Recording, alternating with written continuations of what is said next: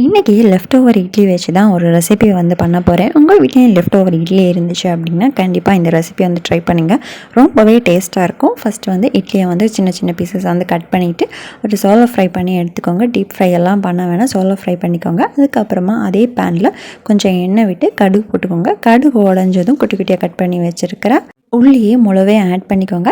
அதுக்கப்புறம் இதே மாதிரி நல்லா வந்து வதக்கிக்கோங்க. நல்லா வதங்கினதுக்கு அப்புறமா கட் பண்ணி வச்சுருக்கிற தக்காளியை வந்து ஆட் பண்ணிக்கோங்க. அதையுமே வந்து நல்லா வதக்கிக்கோங்க. இந்த வீடியோவில் வந்து வதக்குறது மாதிரி நல்லா வந்து வதக்கிக்கோங்க. வதங்கினதுக்கு அப்புறமா மசாலாலாம் ஆட் பண்ணுங்கள். காரத்துக்கு ஏற்ப மிளகு பொடி வந்து ஆட் பண்ணுங்கள். அதுக்கப்புறம் பெப்பர் ஆட் பண்ணிக்கோங்க. சிக்கன் மசாலா ஆட் பண்ணுங்கள் டேஸ்ட்டுக்காக. அதுக்கப்புறம் கொஞ்சமாக உப்பையும் வந்து போட்டு நல்லா வந்து மிக்ஸ் பண்ணிக்கோங்க.